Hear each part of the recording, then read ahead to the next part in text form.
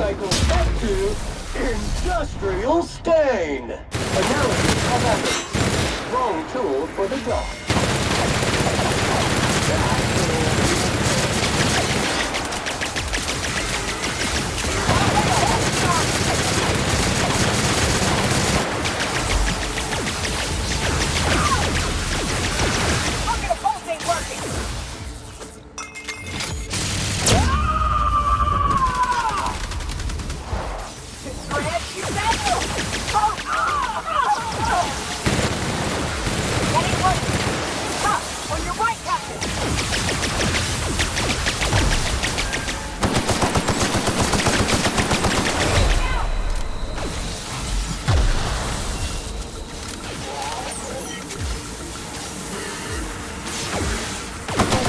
Resistant to cleaning efforts.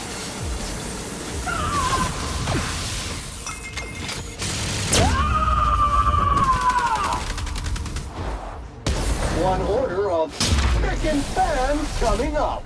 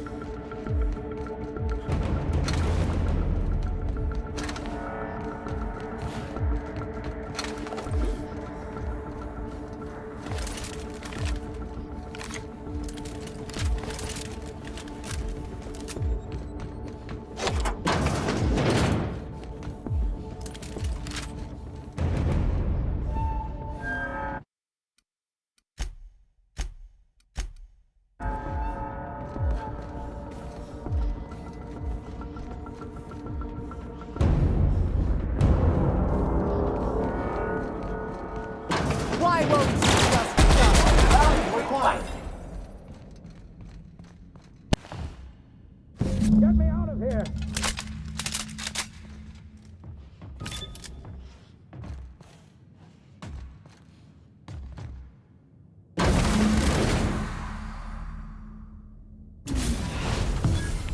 You don't know how glad I am to see you. You did the right thing. Akande was a monster. Her death was much deserved, and long overdue. And you lunatic, you broke into the board's own fortress just to rescue one doddering old man. You are absolutely out of your mind, and I can't begin to thank you enough.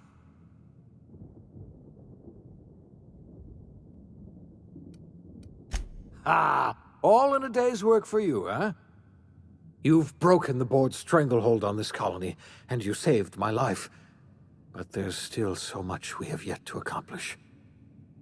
You and I are going to have to work harder than ever to save Halcyon. I'm afraid the situation is far worse than any of us ever anticipated.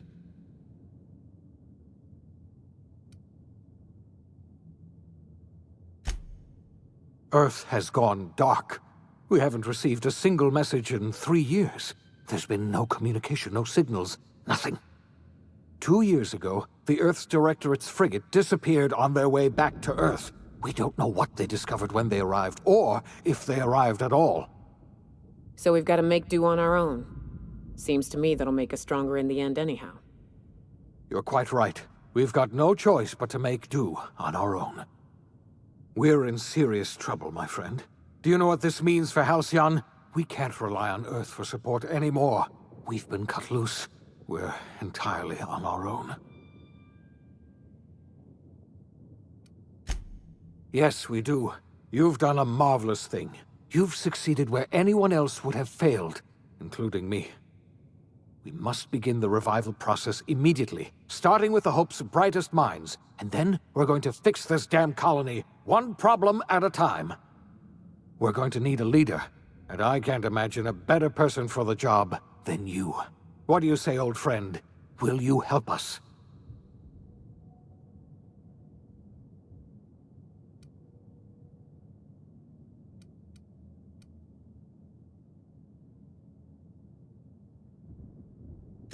You've certainly earned your freedom. Halcyon is a better place with you around. You've kept your end of our bargain. Now it's time I kept mine. I'll revive the Hope's colonists myself, and we'll get on with the business of saving this colony. You're the best thing to ever happen to Halcyon. If you want to take it upon yourself to lead this colony, you have my support. We're not a colony any longer, are we? Our last connection to Earth has been severed, and so we have been set free. Our future is uncertain, and no one knows what tomorrow holds. Exciting, isn't it?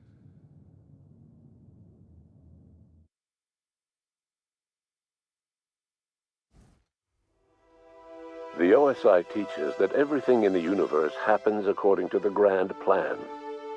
But the stranger that arrived in Halcyon was an unplanned variable. From the moment he landed in Emerald Vale, his actions altered the course of history. The events on Tartarus brought about the end of the board's authority. But the board's mistakes would haunt the colony for decades to come. The damage they left behind would require the work of a generation to repair. Dr. Phineas Wells began reviving a handful of the Hope's colonists. Engineers, scientists, technicians, and intellectuals. They were among the brightest minds the Earth had ever sent out into the stars. The Hope scientists and engineers woke up in a colony descending headlong into total collapse. With no way to return to Earth, they had no choice but to band together and devote themselves to the cause of saving Halcyon. The people of Halcyon were nothing if not hardy. In the absence of the board's authority, many of the colony's settlements banded together with a single purpose in mind: survival. Life was especially hard in the years to come. Some towns dissolved by attrition and starvation, but most of them found a way to carry on. In the years to come, Halcyon was forced to reckon with its newfound freedom. The board was gone, and for better or worse, the colony was responsible for its own destiny.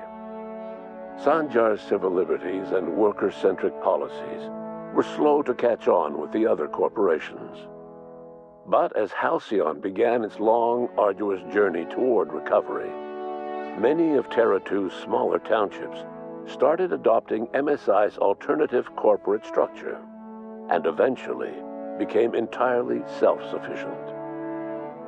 In the coming years, many of these townships managed to eke by, where otherwise they might have starved.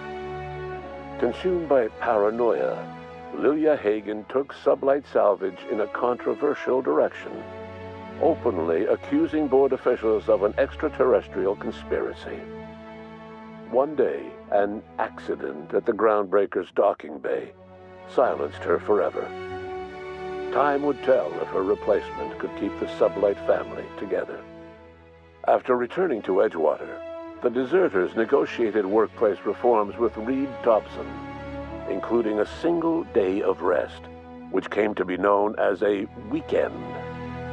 As the world around him changed, Thompson found himself pining for the old days.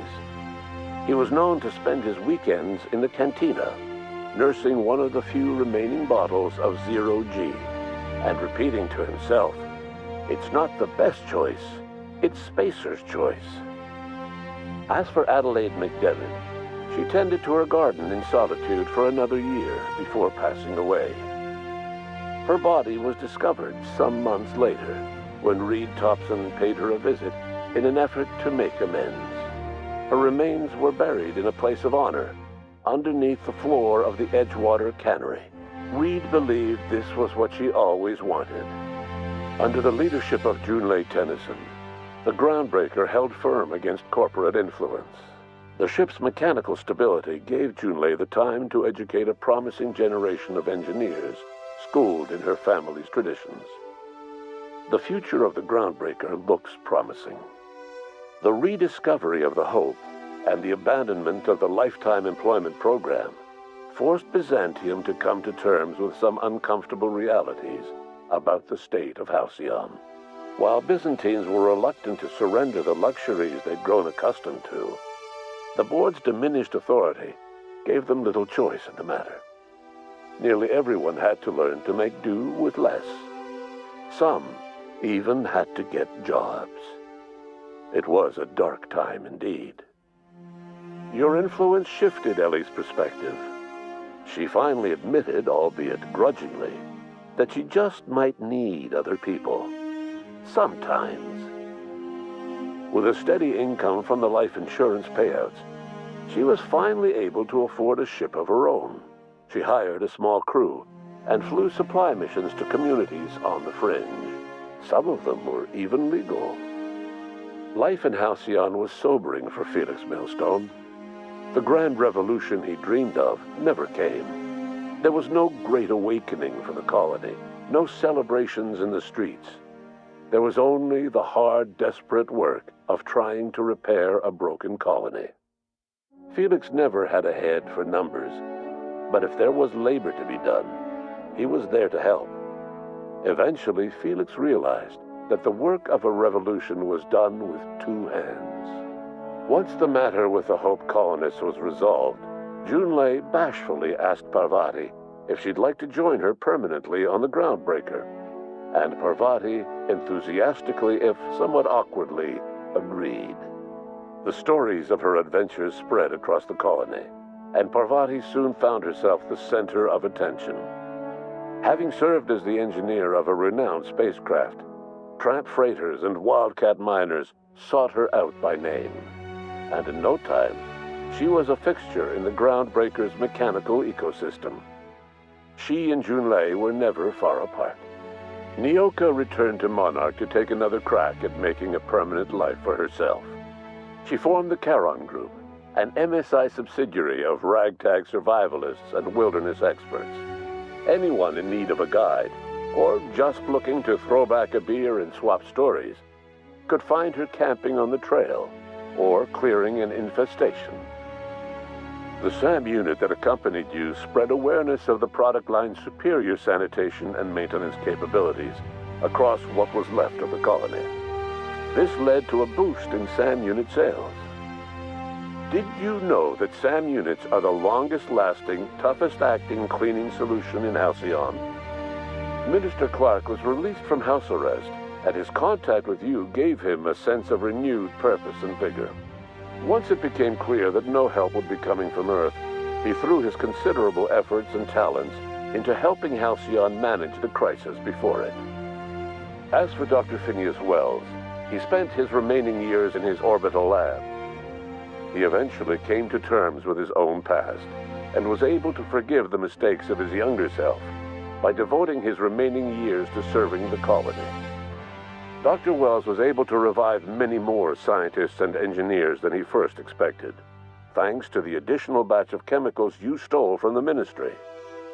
Wells never forgot about the human lives that were lost in acquiring these chemicals. In the end, Dr. Wells was able to save every scientist and engineer aboard the Hope.